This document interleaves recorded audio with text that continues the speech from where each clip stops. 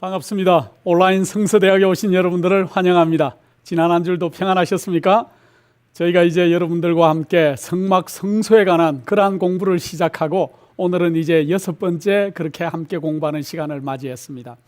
지난 시간까지 저희는 이제 죄인이 그가 희생 제물을 끌고 이제 성소에 도착해서 그 정문을 통과하고 그가 제일 먼저 성소 뜰 안에서 만나는 제일 먼저 구조물을 만나는데 그것이 번제단이었다는 것을 우리가 공부했습니다. 이 번제단은 가로와 세로가 5규빗씩 되는 그러한 이 넓이였고 또 높이는 3규빗이 되는 그러한 조각목으로 그렇게 만든 그러한 번제단이었지만 그 조각목 위에 이렇게 놋을 싸서 그래서 놋으로 만들어진 그러한 놋 번제단을 우리가 지난 시간에 공부했습니다. 또 놋으로 이제 이 번제단의 뿔을 만들었고 또 채를 끼는 고리를 만들어서 옮길 수 있도록 그렇게 만들었다는 것들을 우리가 공부했고 또 놋으로 부삽과 그리고 또 이 재를 담는 그릇들과 또 희생 제물을 옮기는 그러한 이 그릇들을 대야들을 만들었다는 것과 그리고 또 놋으로 향로를 만들어서 이제 성소가 나중에 이 옮기게 될 때는 그 불을 이제 감금해서 이렇게 옮기게 되는 놋 향로도 있었다는 것들을 우리가 공부를 했습니다. 그래서 이 번제단 위에서 이제 이루어지는 여러 가지 제사 형식들이 있었는데 지난 시간에는 저희가 번제에 대해서 그렇게 공부를 했습니다.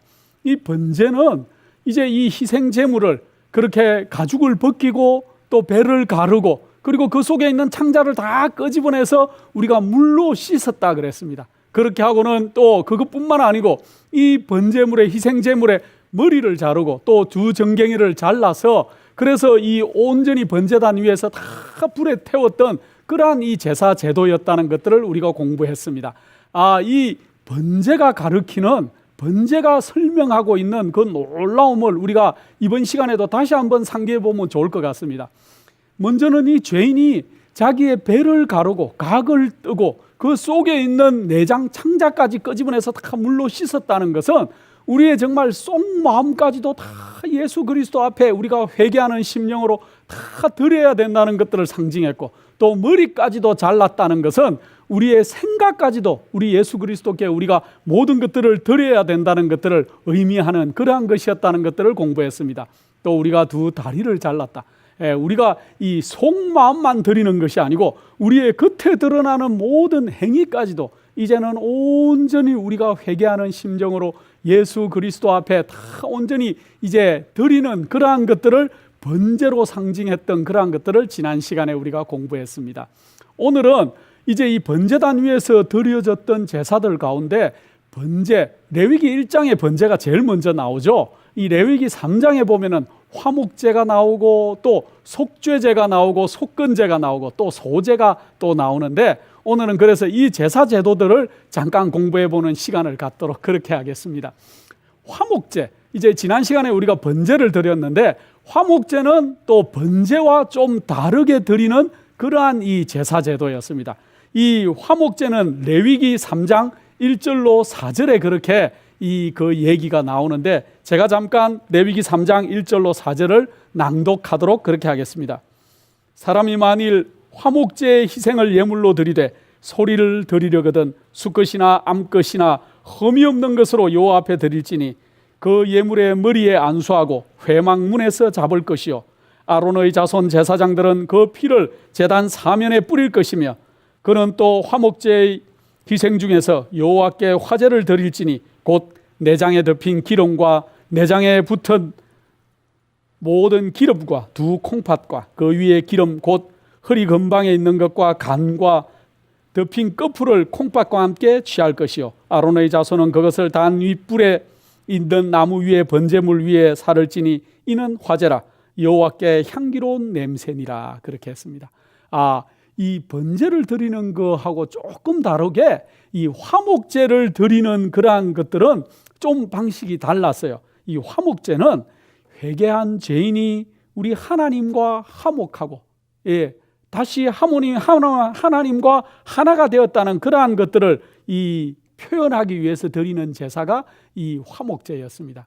그런데 이 화목제는 번제는 모든 것들을 통째로 다 씻고 자르고 해서 이 번제단 위에 그렇게 드렸는데, 이 화목제는 특별히 하나님께서 이 내장의 기름, 내장에 덮인 기름과 내장에 이 붙은 모든 기름, 콩팥, 그 위에 허리 근방에 있는 것들 기름, 또 간과 또 덮인 끝불들, 그런 것들을 다 드려라.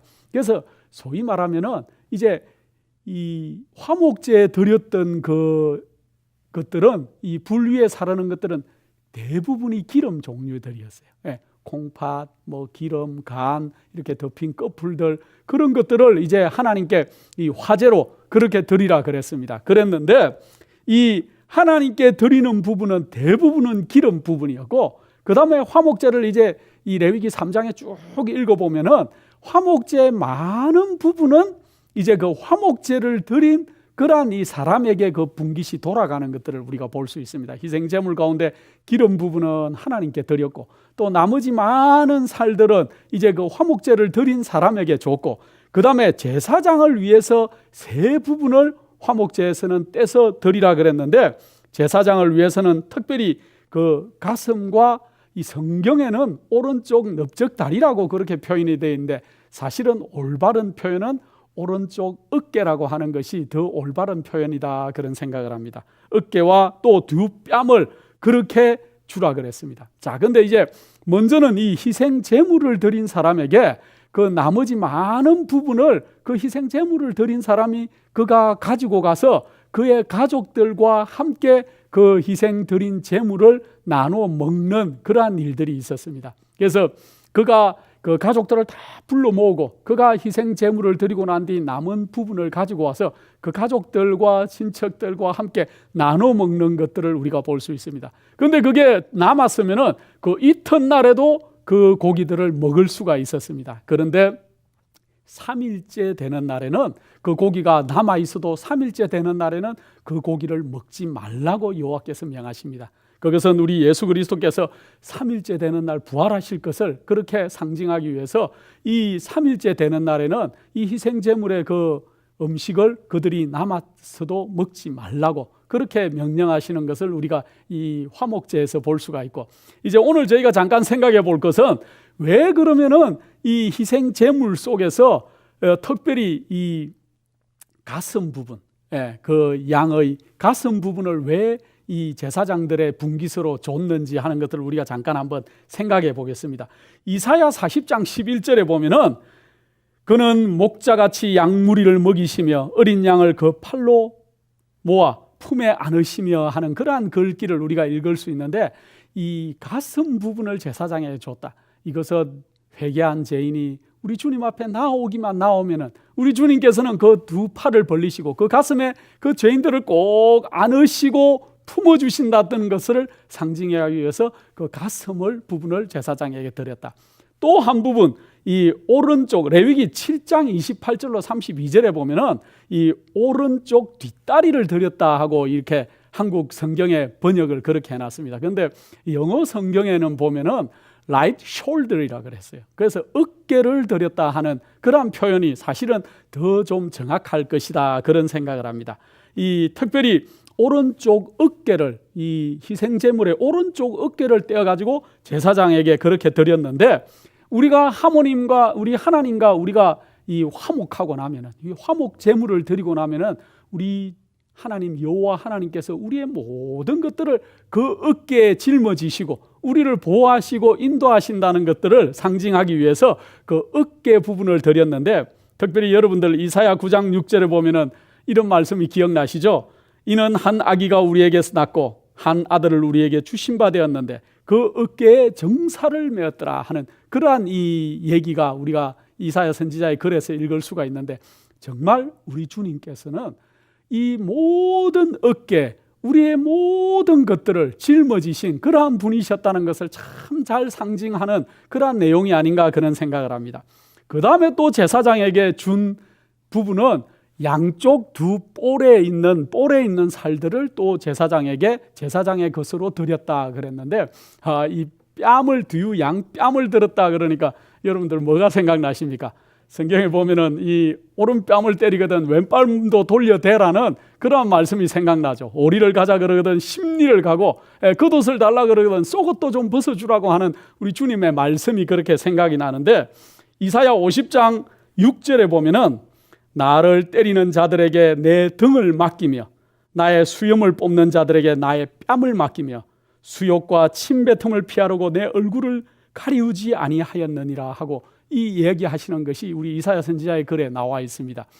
정말 우리 놀라우신 우리 구주 예수 그리스도께서는 정말 모욕을 당하시고 그 뺨을 맞으시고 침뱉음을 당했지만은 그러나 그 침뱉음을 피하기 위해서 그 얼굴을 가리우지 않으셨다고 그렇게 하셨는데, 이 제사장에게 이 화목제 여호와 하나님께 화목 제물을 드린 그 제물 가운데 기름은 이 단 위에서 태웠지만은 기름 부분 많은 콩팥이나 간이나 꺼풀이나 기름은 태웠지만은 그러나 이 어깨와 오른쪽 어깨와 또 이 뺨과 두 뺨과 또 양의 앞 가슴은 그렇게 제사장의 것으로 드렸다는 그러한 그 놀라운 의미가 참으로 우리에게 시사하는 바가 큽니다. 그래서 이 화목제는 특별히 이 번제와 마찬가지로 이 죄를 속하는 제사가 아니었어요. 이 죄를 속하는 제사는 우리가 이번에 속죄제에서 공부하겠지만은 이 화목제는 하나님께 감사하는 마음으로 하나님과 화목하기 위해서 드렸던 그러한 희생의 예물이었다는 것들을 우리가 알고 있으면 참 좋을 것 같습니다. 그 다음에 우리가 이 번제단에서 드려졌던 이 제사 제도 중에 가장 우리가 중요하게 생각해야 될 것은 속죄제입니다. 속죄제. 이 속죄제는 자기가 죄를 지은 것을 용서받기 위해서 하나님께 드리는 이 희생 제사가 이 속죄제라고 우리가 그렇게 이름을 붙이는데, 레위기 4장 1절로부터 5장 13절까지 아주 긴 장의 이 속죄제에 관해서 그렇게 설명을 여러 파트를 그렇게 하고 있습니다. 속죄 제물도 마찬가지로 이 속죄 제물은 조금 다른 게 있었는데, 이 속죄 제물은 가죽의 안과 내장에 붙어 있는 기름만 잘라서 번제잔에 태우고, 나머지는 아까 희생 제물을 이 화목제를 드렸을 때는 그 희생 제물을 많은 파트는 제사장에게 드리고 또 어떤 파트들은 본인들이 가지고 가서 가족들과 나눠 먹었지만은 이 속죄제를 드릴 때는 기름은 제거해서 단 위에서 태웠지만은 나머지 것들은 다 진 밖으로 가지고 나가서 불을 살랐다는 것을 우리가 알 수 있습니다. 자, 그런데 왜 기름은 그러면은 여호와 하나님 앞에 번제단 위에서 태웠을까요? 그 기름이 상징하는 것은 이 악인과 죄를 상징해요. 그래서 하나님께서는 그 기름이 타는 냄새를 아주 협양하셨다, 좋아하셨다 하는 표현이 성경에 여러 군데 나오고 있는데, 그것은 하나님께서 기름의 냄새를 좋아하시는 것이 아니고 죄가 연기처럼 사라져서 없어지는 죄가 없어지는 것을 하나님께서 좋아하셨기 때문에 그렇게 상징하는 것이었습니다. 특별히 시편의 37편 20절에 보면은 악인은 멸망하고 여호와의 원수는 어린 양의 기름같이 타서 연기되어 없어지리로이다 하고 그런 글을 이렇게 적고 있는데, 이 아마 성막 성소 안에서 이루어졌던 것들을 표상하기 위해서 그런 글들을 적었던 것을 우리가 볼 수 있습니다. 특별히 여러분들 이 죄가 없어지고 그 나머지는 진 밖에서 태우는 그러한 속죄제의 모습 속에서 우리가 이 계시록 20장에 나오는 새 예루살렘이 하늘에서 이렇게 내려오는 모습을 여러분들 한번 상상해 볼 수 있지 않겠습니까? 새 예루살렘이 이렇게 내려올 때 아주 이제 이 첫째 부활에 참여하지 못한 그러한 자들, 또 1000년 동안 하늘에 올라가서 왕노릇하지 못한 그러한 진 밖에 있던 그러한 자들이 이제 하늘에서 내리는 유황불로 다 소멸되는 그러한 것들도 우리가 한번 상상해 볼 수 있을 것 같습니다. 그래서 속죄제는 이 죄를 지은 사람이 이렇게 이 하나님께 드리는, 특별히 죄를 위해서 드리는 희생 제물이었는데, 그런데 이 속죄제가 주는 교훈이 있어요. 속죄제는 그 제물을 드리는데 제물이 다 달랐습니다. 그 어떤 사람이, 어떤 지위에 있는 사람이 이 제물을 드리느냐에 따라서 그 제물의 종류가 달라서요. 특별히 제사장이나 이스라엘 온 회중이 죄에 빠져서 잘못됐다면은 숫송아지를 드렸어요. 송아지가 제일 비쌌던 것 같습니다. 숫송아지를 드렸고, 그 다음에 이 백성의 족장들, 아주 높은 위치에 있던 족장들이 잘못하면은 숫염소를 희생 제물로 드렸습니다.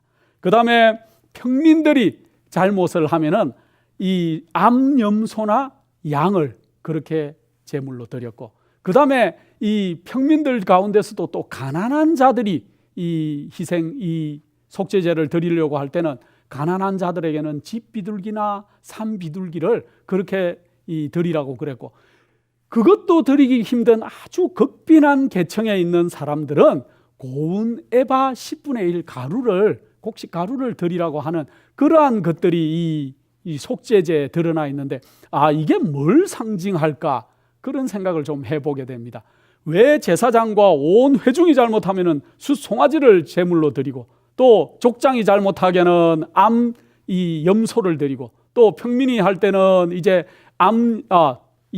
순염소를, 족장이 할 때는 순염소, 그 다음에 백성들이 잘못할 때는 암염소나 양을 드리고, 또 어떤 사람들은 뭐 비둘기를 드리고, 왜 이렇게 차별을 두고 이렇게 예물을 드리라고 그렇게 해주셨을까? 그 생각을 해볼 때 이 가르치는 자들, 특별히 오늘날에 있어서 목사나 장로나 이 가르치는 위치에 있는 그러한 자들의 이 잘못은 하나님께서 더 엄중하게 다루신다는 것들을 우리가 명심할 필요가 있어요.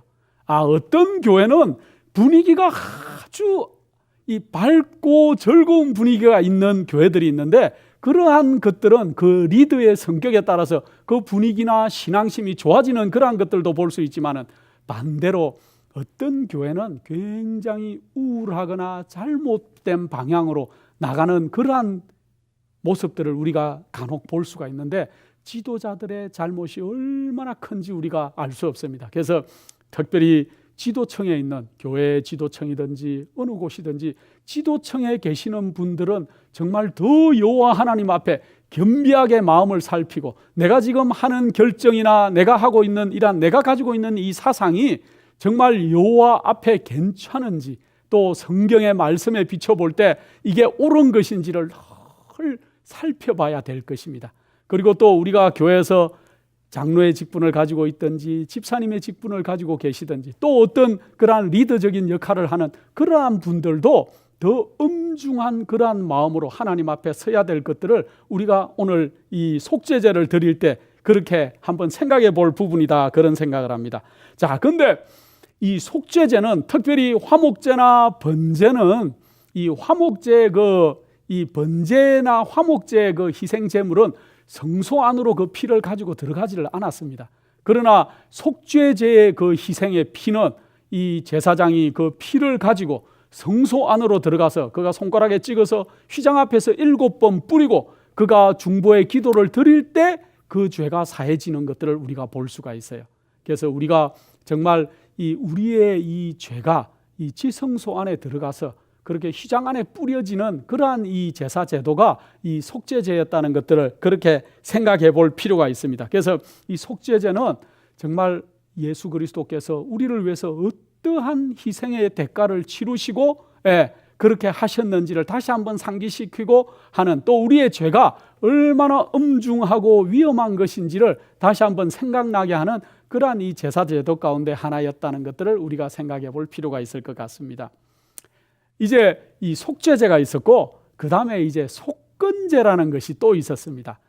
속죄제, 속건제 이러면 좀 이 어감들이 비슷하기 때문에 우리가 좀 이렇게 할 수 있지만은, 속건제는 드리는 형식은 거의 속죄제나 마찬가지였습니다. 그러나 한 가지 다른 것이 있었는데, 이 레위기 5장 14절로 19절에 보면은 이 속건제에 관해서 잘 이렇게 표현하고 있는데, 속건제는 속죄제와 거의 흡사한 그러한 이 제사 제도였지만은 거기에 더해서 이제 이 잘못한 그러한 사람이 배상하는 문제가 포함된 제사 제도가 속건제였습니다.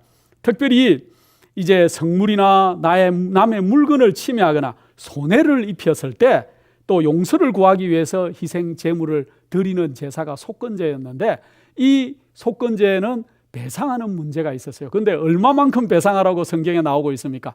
5분의 1을 배상하라 그럽니다. 그러니까 오늘날로 치면은 20% 정도를 배상하라는 거죠.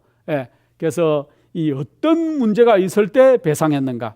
여기 레위기 5장 14절로 19절에 보면은 성소에 거룩한 성물을 범하였거나 남의 물건을 받거나 또 그 다음에 저당 잡거나 강도질하거나 늑봉하고도 사실을 부인하거나 남의 이런 물건을 얻고도 사실을 부인하여 거짓 맹세하는 일 등 여러 가지 남들에게 잘못을 또 손해를 입힌 그러한 일들에 있어서는 이 속건제를 드리라 그랬습니다.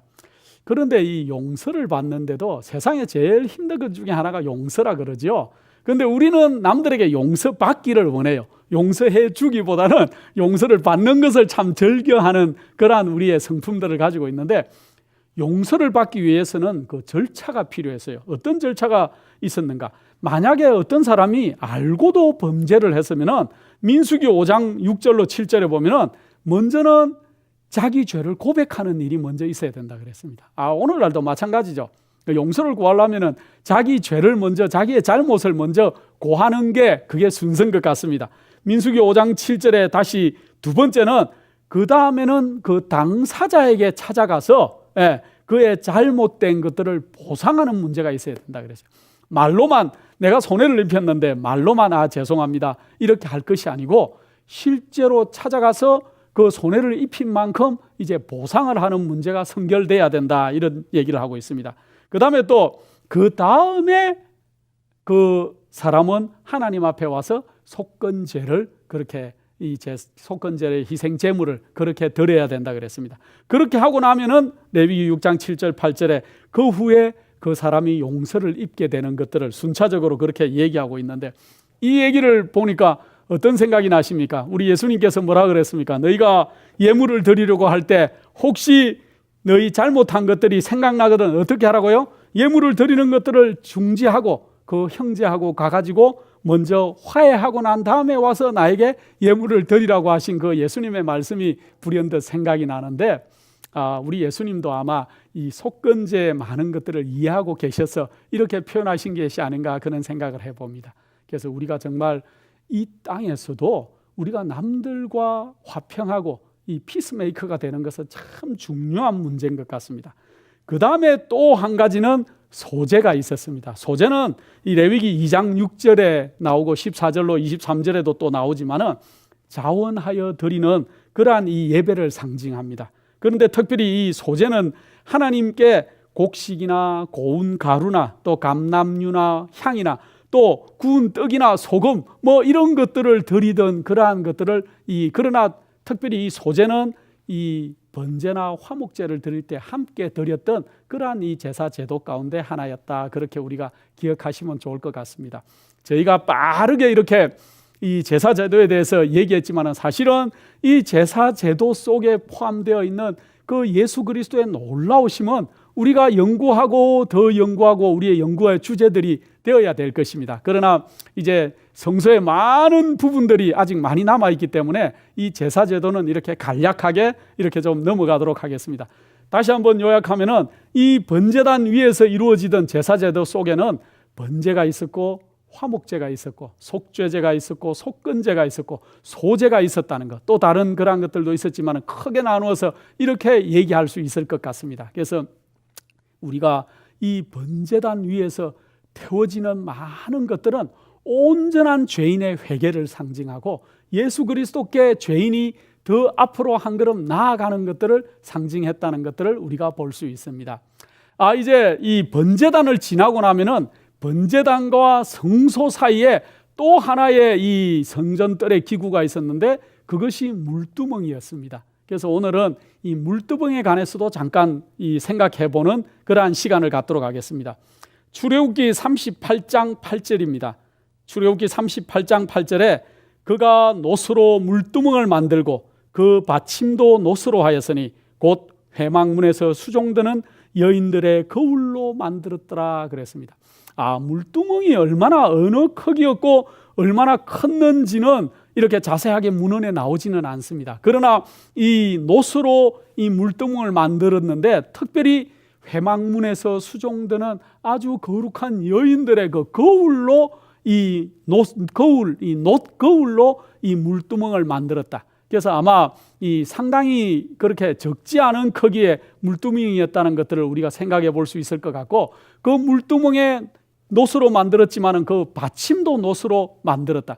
그래서 우리가 한번 이 사실은 정확한 우리가 이미지나 그림은 상상으로 만든 것이기 때문에 여러분들의 이해를 돕기 위해서 우리가 가끔씩은 올려놓지만은 그것을 너무 집착은 하지 마시고, 우리가 성경은 상상을 해보는 것이 참 좋을 것 같습니다. 그래서 이 물두멍이 있었고, 노스로 만든 물두멍이 있었고, 그 물두멍 속에 이 받침 밑에 받침대도 있었고, 그 물두멍 속에 물이 가득 들어 있었는데, 특별히 그 물은 성소에서 봉사, 성전에서 봉사하는 이 레위인들이 특별히 그 물이 떨어지지 않도록, 낮아지지 않도록 늘 가서 채우는 그러한 일들을 했다는 것들을 우리가 성경에서 볼 수가 있습니다. 자, 출애굽기 30장 19절로 20절에 보면은 이 물두멍에 관해서 이렇게 설명하고 있습니다. 아론과 그 아들들이 그 두멍에서 수족을 씻되 그들이 회막에 들어갈 때 물로 씻어 죽기를 면할 것이요, 단에 가까이 가서 그 직분을 행하여 화제를 요 앞에 살을 때도 그렇게 할지니. 근데 이 물두멍은 참으로 중요한 문제였어요. 번제단에서 이 번제의 예식을 다 치르고 난 제사장들이나 아론의 아들들이나 그러한 이 제사장의 직분을 성소 안으로 들어가야 될 사람들은 반드시 이 물두멍에 와서 손과 발을 씻어야 됐어요. 그런데 만약에 이들이 물두멍에서 씻지 않으면은 그들이 어떻게 된다고요? 죽을 것이다, 그렇게 했습니다. 그래서 그들이 물로 씻어 죽기를 면할 것이요. 그래서 이 물두멍은 참으로 엄중한 자리에 있던 그러한 것들이었습니다. 사실은 여인들의 그 거울로 만들었다. 왜 이 여인들의 거울로 만들었을까요?